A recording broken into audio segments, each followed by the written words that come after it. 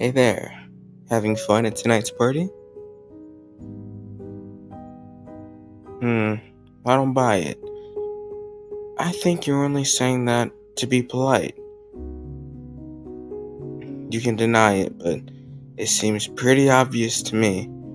You're the only one who's not in the middle of the floor interacting with everyone. At first, you walked around making small talk with the people you know, but for the past hour or so, you've been alone in this corner.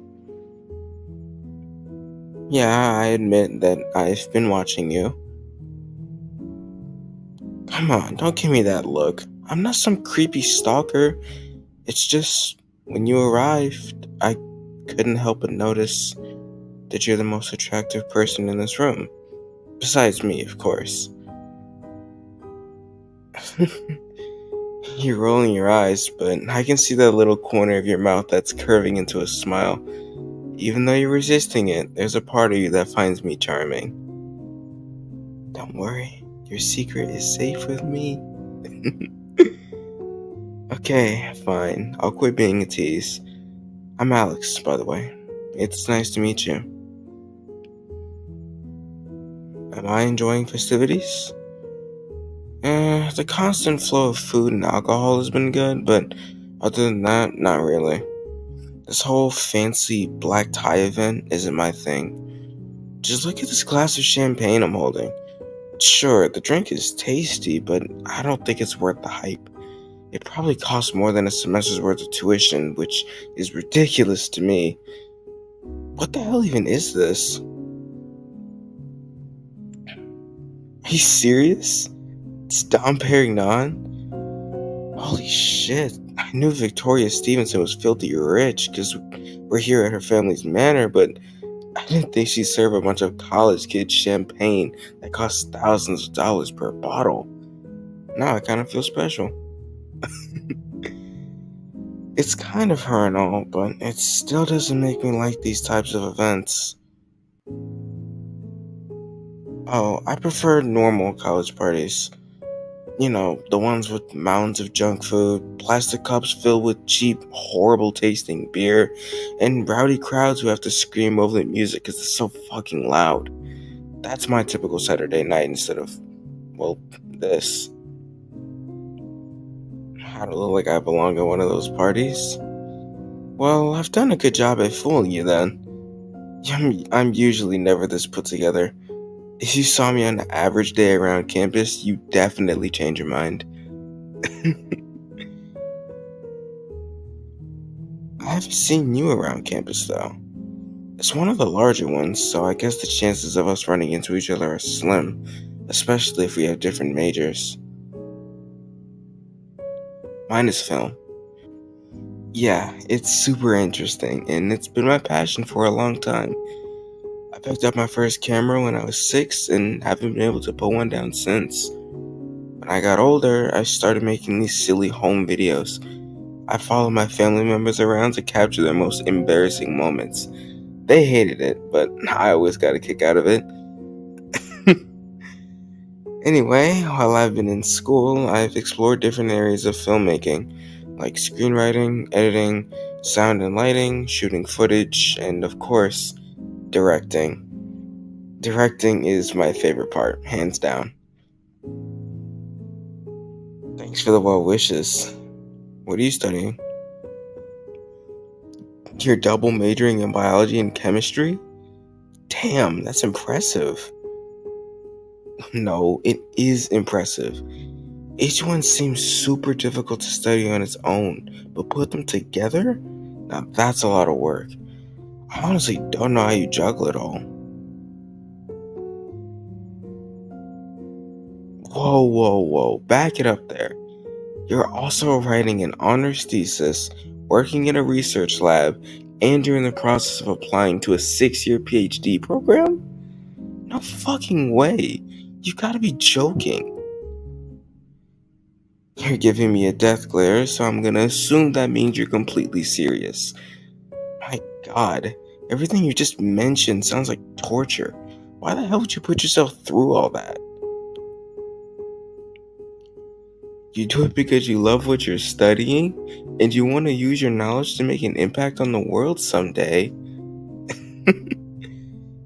I'll admit that your dedication is admirable, but you're also insane. Oh, I have no room to talk? Why is that? Okay, I'll give you that one. Film does mean a lot to me, but I'm not going to spend an eternity in school for it. I just want to finish my degree, then move to New York or LA to start my career. Eventually, I want one of my films to show at one of the major festivals, like Sundance or Toronto International. Yeah, I agree. It's a good goal to have. What about you? Do you have any long-term goals besides earning a doctorate? You want to win the Nobel Prize in Chemistry. Based on what I've learned about you tonight, that's not hard to believe. You're just so ambitious. If I'm being honest, it's intimidating. You want to do meaningful research that will change the world, and all I want to do is make cool films. That's fair, I guess. I never thought of it that way before. I mean, yeah, my dream is to have one of my films premiere at a prestigious film festival, so if that makes me ambitious, then I'm alright with that. Thanks for the support and encouragement. I always thought that film could be just as impactful as other disciplines, but it's nice to hear you say it too. As much fun as I'm having with you, I'm feeling overwhelmed in here. I need to step outside for some fresh air. Do you want to come with me? Maybe we can go on a walk and continue our conversation. Yeah? Great. This place is huge, so there's probably a decent backyard for us to explore. Your last Victoria? That works. Before we go, though, I'm gonna finish this class first. I don't want to waste expensive champagne. Why are you telling me to wait? You're wondering why I added strawberries to this particular champagne when it's already sweet? Don't tell me you're one of those wine snobs. Oh God, you are. You're biting your lip and your cheeks are flushing. If that's not a guilty expression, then I don't know what is. You're ridiculous, you know that? Fine, I deserve to be called that. To answer your question, though, there are two reasons. One, I have a sweet tooth, so the added sugar doesn't bother me. And two, I like horrifying wine snobs with my uncivilized behavior. It's fun watching them shudder in disgust and mutter insults about me. You keep eyeing my champagne like you're interested in it. Do you want to have a taste before I down it? Oh, come on. Haven't you ever wanted to take a risk and see what happens? If you don't think it's a big deal, then prove it. You like it. You're such a liar. I can see it in your face. You like it. You know, telling me to shut up is not the best comeback, but fine. I won't bug you about it. Give me 1 second to drink up.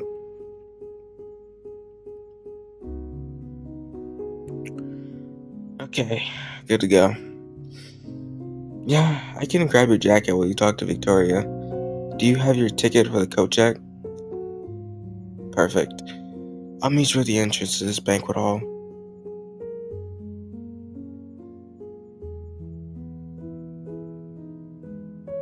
Here's your jacket. So, where are we going? Victoria has a whole garden in the back that we can stroll through. Are you talking about the kind that a castle would have, with sprawling, winding paths? It's not too shocking that she has one of those, but it's still kind of mind-blowing. Do you know how to get there? Got it. We'll take a left out of here and walk down the corridor until we reach a set of French doors. Those will lead us to where we want to be. Sounds simple enough. Shall we?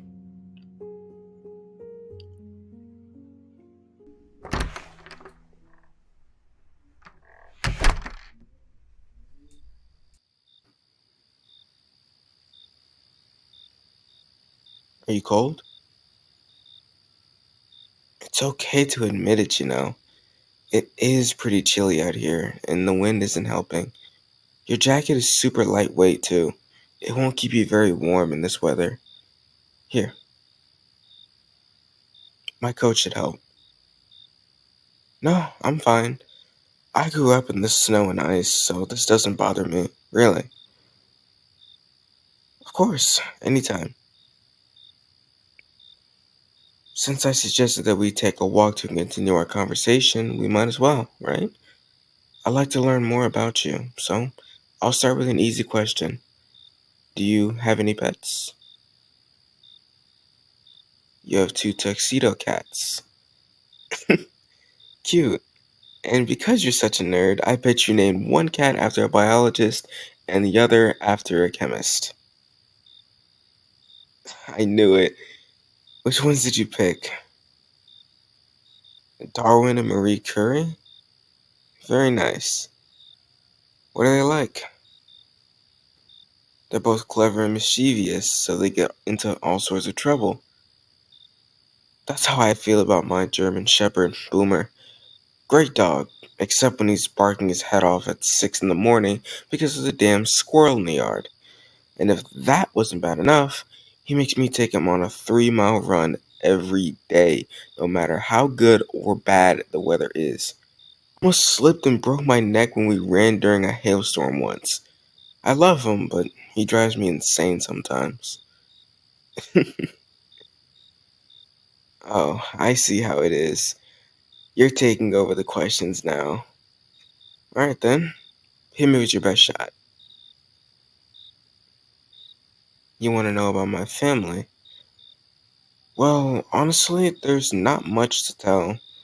My parents are divorced and they live on opposite ends of the country.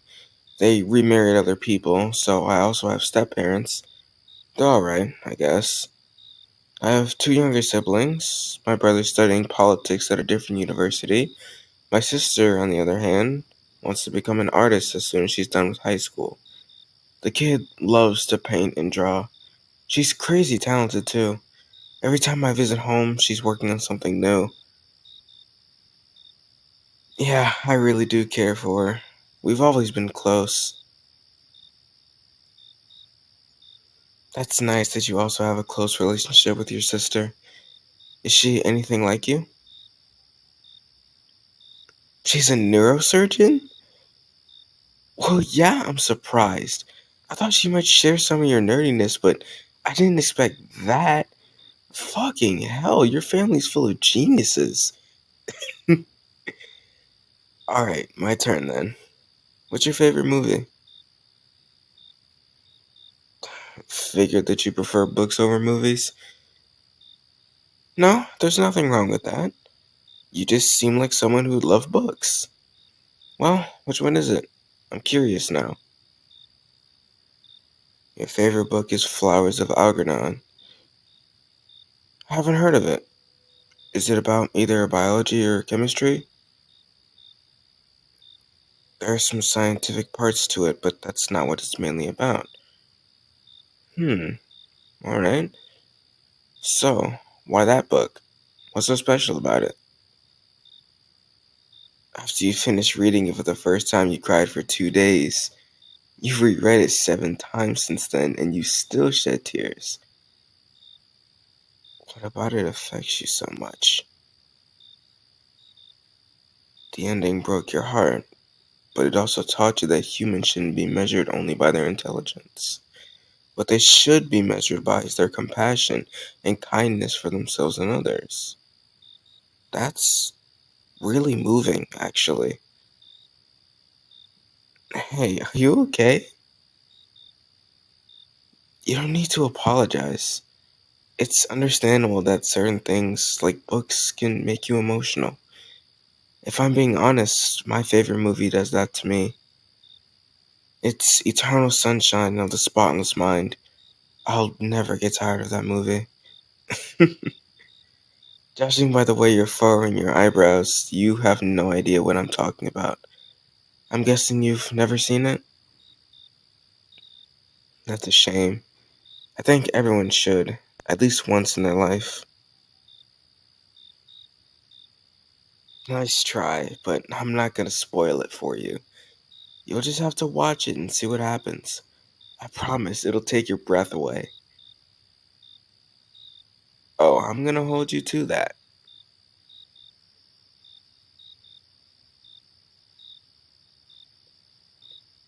I'm sorry, could you repeat that? You kind of mumbled it, so I didn't catch what you said. Didn't see that topic change coming, but it's alright. You really want to know what my worst date was? No, I'm totally comfortable talking about it. I mean, I've had my fair share of terrible ones. The most recent date involved a milkshake and the kiss cam at a baseball game. You're not gonna quit bugging me until I tell you all the details, huh? Fine. My day was drinking a milkshake, and the stupid thing got dumped on my lap when they decided that the guy sitting next to them was more important. They started aggressively making out with him during the part when the kiss cam went live, so the whole thing got caught on camera. Stop laughing! Did you know that for a week after that happened, my friends kept teasing me about it? They showed up at my apartment with milkshakes and made kissy faces at me. It was a literal nightmare. It's fine. It's fine. Looking back on it, it is kind of funny. What about you, though? I bet you have some bad dating stories, too. We all do. Come on, tell me about them. What do you mean you haven't had that much experience? Are you telling me that someone as gorgeous as you doesn't often get asked out? I said what I said. It's not that you're not experienced, it's just that you tend to date people who are safe and boring. The last one was the worst, so after that, you've had to take a break from dating. Oh, I get it. You're a plain oatmeal kind of person.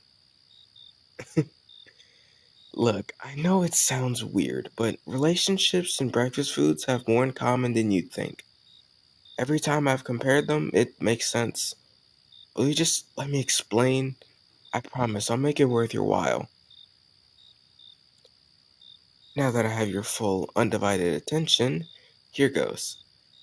Plain oatmeal is the most boring breakfast food. It's mushy, has no flavor, and doesn't make you feel satisfied after eating it. Likewise, you are attracted to basic, bland people who don't really have personalities, interests, or any depth to them. They're the plain oatmeal of the dating world. What you don't understand is that you have an entire breakfast buffet available: fried eggs with bacon, pancakes, waffles, French toast, bagels with cream cheese, and omelets, just to name a few. And yet, you pick the plain oatmeal because it's easy and predictable. I get it. You're afraid to choose the unhealthy options. Here's the thing, though. You shouldn't knock them until you try them. They might not be the best for you, but they're awesome in the moment. You're wondering what you should do after the initial happiness wears off. Well, you feel crappy for a while, but then you move on.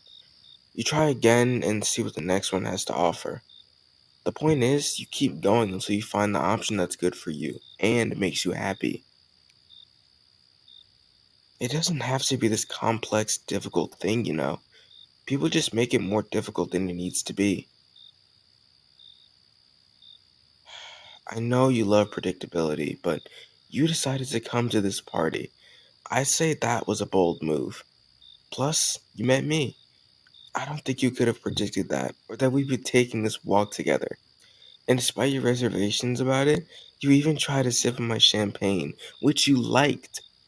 Face it, you're capable of spontaneity. This whole evening proves it. You don't have a comeback, do you? Because deep down, you know I'm right. You say arrogance is not an attractive quality, but I beg to differ. Sure, You can be bitter about it. That doesn't change the fact that I'm still right, though. See? That wasn't so hard to admit, was it?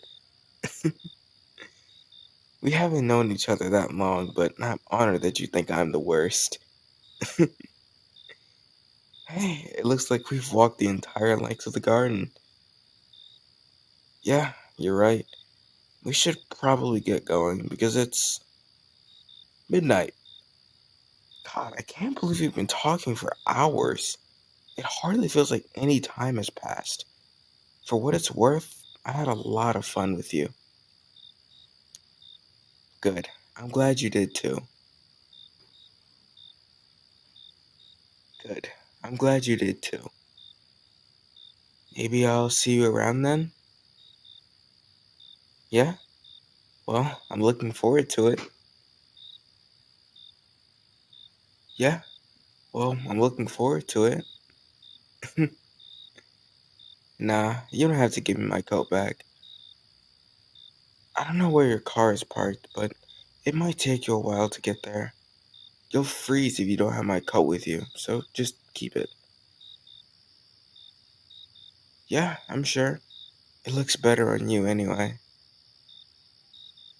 Anytime. Take care of yourself, alright? Good night.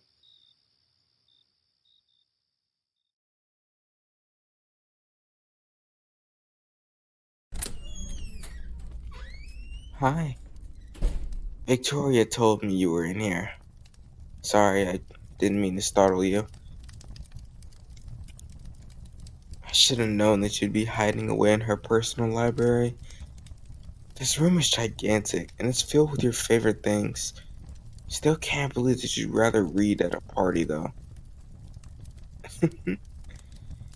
Yeah, you are a nerd, but that's what I like about you. Oh, you're wondering why I'm at another fancy party 2 weeks later when they're really not my thing? That's a fair question. I mean, I'd be stupid to turn down free food and drinks. Figured I might as well take what I could get, right? No, wait, there's more to it than that. I also wanted to see you again. I'm not sure why you're asking me that. I thought it'd be obvious. You still look confused. You know, as smart as you are, I'm shocked you haven't figured it out yet. Come on, it's not that difficult. Never mind that now. You were right, by the way. I'm talking about the book in your hands. Flowers for Algernon is a sad story, but it teaches you a lot. I can see why you like it. Yes, I read it. Cover to cover, actually. It's not like I ran out and bought it after we talked. I hadn't planned on reading it at all, but it just kinda happened. No, it wasn't a random thing.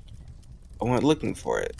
You can blame my sister for that, though. It was her idea. Well, a few days after we met, I went back home for a visit. My sister wanted to hang out, so we went to our favorite cafe. I was in the middle of digging into a slice of pie when she asked if I was seeing anyone. She literally has no filter, so she doesn't have any problems asking me personal questions like that. I said that I had met someone, but I wasn't ready to introduce them yet. She asked me about them, and I told her everything I learned the night I met them. I mentioned where they go to school, what they're studying, and what their family's like. I even brought up their favorite book, Flowers of Algernon. I know you're dying to say something, but hang on until the end, please. After she and I finished eating, she said she needed new paints and canvases for an important project. An art supply store was the last place I wanted to be, but I knew I couldn't say no to her. Don't judge me. I have a soft spot for her, okay? Exactly. Even if I had said no, she would have kept on just badgering me until I gave in. I was gonna lose anyway, so I figured I'd just take her. On the drive there, I asked her what the hell I was supposed to do while she shopped. I kid you not, she turned to me with the biggest shit-eating grin on her face and was like, "There's a bookstore right next door. Go in there and look around. You never know what you'll find." Then the brat winked. Her plan was so obvious, but I played along. I'm not much of a reader, so wandering around the bookstore was sorta overwhelming, not gonna lie. But I tracked down that book and read it because it's important to you. I guess I just wanted to feel closer to you. Does that make any sense? Okay, good. I'm glad that I don't sound like a lunatic. Your sister and mine must think alike. Why's that? When you had your weekly dinner with your sister, she noticed that you were a bit preoccupied. She said that you couldn't stop talking about a certain film student you'd met at a recent event. According to her, you're quite taken with him. Oh, really? Based on what you're telling me, this guy doesn't sound like plain oatmeal. Good to know. Well, what breakfast food would he be then? Interesting. So, he's cream cheese stuffed French toast with candied pecans? What's your reasoning for that? You prefer savory options for breakfast, but when you do select something sweet, it's always French toast. It's perfectly balanced between the sugar and the spices, and something about it is extremely comforting. This guy apparently provides a source of comfort. He's also soft on the inside, even though he has a bold and daring facade, hence the cream cheese. He's somewhat of a nutty person, too, so pecans seem fitting. Sounds like you know this guy pretty well. The more I hear about it, the more it seems like he's a real catch. Oh, he already knows. He appreciates the ego boost, though. Way to change the topic on me again. You know, I'm starting to think your mind is just as random as mine sometimes. Honestly, I didn't know whether you were going to be here tonight. I just took a wild guess, and it turns out I was right. I wanted to ask for your number that night, but you looked so hesitant that I thought it would be best if I let it go. Even though I tried to forget about you, I couldn't get you out of my head. So, when I got the invite for this party, I thought I'd see if you'd be around. I've answered your questions. Now you get to answer one of mine. You don't like these parties either. So, why did you come? You also really wanted to see me? Look, I'm not the kind of guy who shows his cards, but for once, I'm gonna. I felt something that night, and I still feel it. I think you feel it too, but I'm not gonna push you towards anything. It's up to you to decide where we go from here. Whatever you decide, I'll be okay with it. I promise.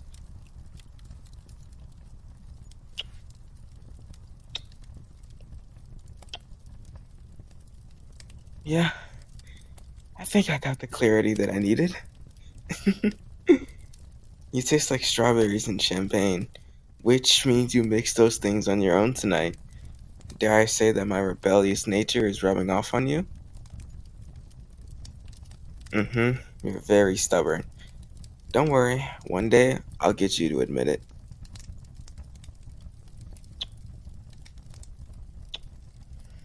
So, what now? You did some research and found a small theater near your apartment? There's a showing of Eternal Sunshine of the Spotless Mind tomorrow, and you're wondering if I'd like to join you? Ooh, are you asking me out on a date? I'll accept on one condition. I'll happily see the movie with you, if we can leave right now to grab some real food. Don't get me wrong, the stuff that Victoria has out there is fancy and it tastes good, but it's not exactly filling. I'm starving. Yeah, I could eat now. I can pretty much eat around the clock. You'll figure that out soon enough. There's a 24-hour diner that's not too far from here. I go there often, and I know for a fact that it's got great French toast. Plus, I want to hear what you've been up to since we last spoke. What do you say? Yeah? That's perfect. Well then, let's get out of here. Wait, one more thing? Alright, now I'm ready to go.